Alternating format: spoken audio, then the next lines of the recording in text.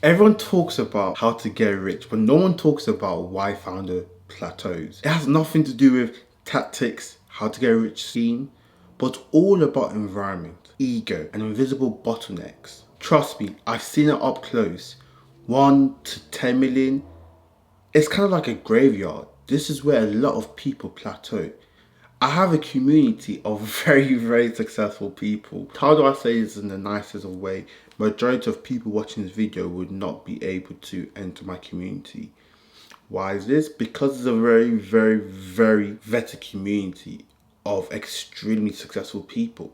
You have to be doing at least 500k ARR, but most people won't be doing 500k ARR. They'll be doing between 1 to 4 million ARR. And it's not full of YouTube gurus, neither is it full of crypto bros. It's full of people who are successful in their own business field, people who are goal-getters, people who want to make generational wealth. Because that's why I always preach about generational wealth and treating people with respect and having self-love, and most importantly, showing love to everyone. I digress. The thing is about founders between the 1 to 10 million dollars a year is they're normally not around the right people. One person can change the trajectory of your business. All you need is to be aligned to one destiny helper, and your life is completely different. Your business is completely different. This is why I preach so much to be around like-minded people, to be in a community, not just a community of people that you get together once a month. No, a family of people who are similar to you, because the amount of deal flow that can happen in Wellington is crazy. All it takes is one person to introduce you to a startup, and they could be the next Airbnb, the next Uber, the next OpenAI. All you need is one introduction. This is why you need to always make sure you're with like-minded people, with killers, with go-getters, with people who want to make generational wealth, who have the same mindset as you and the same ambitions as you. And it's also good to be around people who have done it before, because knowledge is power. You can't buy experience in the market. You can't buy it in the high street. Experience, you just have to earn it. Like, you just have to go through it. So all these people who have been in the field of entrepreneurship, who have been at this journey for 10, 20 years, they have seen stuff that you've never seen. No matter if you're more successful than them or you have more money than them at a certain age, they've been through that journey. They know what can lead to someone's downfall or what can springboard them to the next level. So make sure you're around like-minded people. Make sure you're in a community of people, preferably Wellington, because you will see a complete change in your life. But if not Wellington, just make sure you have close friends who are goal-getters and have similar ambitions to you. I spoke about this in my previous video, founder ego.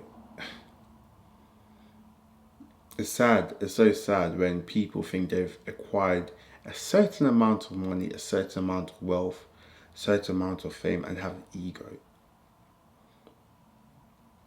Pride is the biggest downfall.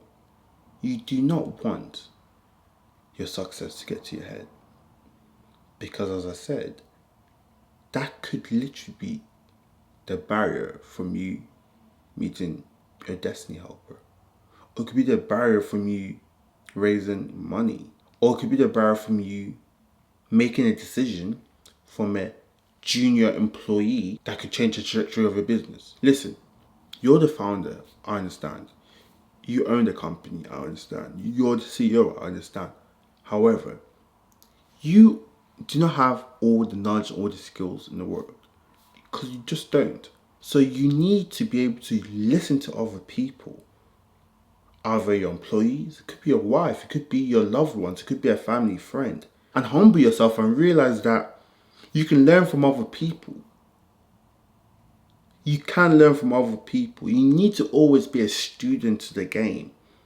A student. Always willing to learn. A lifelong student. You cannot think you know everything or your way is the right way, because it's not. Sometimes your way is a wrong way. Humble yourself. Like, put yourself down here, relax. You haven't just made it yet. There's always someone who's more successful and richer than you or know more than you in a certain field or certain topic. You need to know that and then leverage that to your advantage. I'm not saying use people, that's not what I'm saying. But if you know someone has a better skill set in a certain field, be a student, learn, be willing to learn, ask them questions. Or if they're your employee, adhere to their decision, adhere to their knowledge. Don't shut them down, listen to them. Be very slow to speak, but fast to listen. All you leaders, all you entrepreneurs, you never know what employee could really change your company.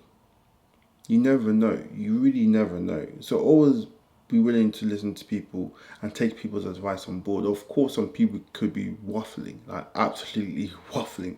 But if they're waffling, I don't even know why you hired them, because everyone you hire should be extremely intelligent. Just make sure your ego isn't in the way of you getting advice from someone that could really change your business. Let me just say congratulations, because if you're doing 1 to 5 million, you're a hustler. I'm proud of you, you're a hustler. But now you don't want to be a hustler. Now you want to be an architect. You want to create system for growth. I'm not saying for overnight success, but for longevity, for steady growth that will compound. What do I mean by this? When you first started this whole journey of entrepreneurship, you just hit your head on a brick wall. Until something happened and it worked. That's what you call tenacity, hard work, grit. But now you need to build systems. System is scalability. Without a system, you cannot scale. Now you need to take your time and be like, how can I make systems? How can I make systems that if you take me out of the picture, this business will still grow within the next 10 years? You need to have a roadmap for at least 5 years. At least. You can't have a roadmap for 6 months. That's not what we do over here. We're making generational companies, unicorns. So having a mindset where your brain does not think about day-to-day activity, thinks about next 5 years. How can I build a system that when it comes to 5 years time, the compound growth will be crazy? And this is all due to not hard work, but just laser focus. This also ties in with recruiting. I also have a video of recruiting. This is simple, just recruit ASR people, full stop. Recruit ASR people and people who aren't meant for your company, who doesn't align with your company mission, who aren't A-star employees, get rid of them. Full stop. Who bring toxicity, get rid of them. In terms of recruiting, just recruit the best people ever. Recruit the best people ever. Wherever comp they want, give it to them. If they're a 2x or 3x or 5x employee. Because what you have here will destroy you at the next level.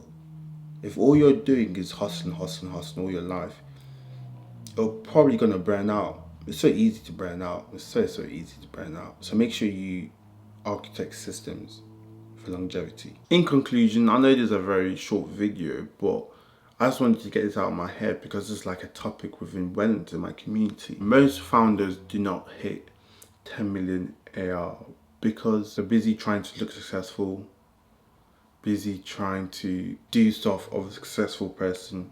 Just do the boring stuff. Like, just keep doing the boring stuff, keep plodding along, and compound interest is your best friend. If you're one of these rare gems of founders, make sure you click the link in the description and apply for Wellington, because there are other gem founders like you there.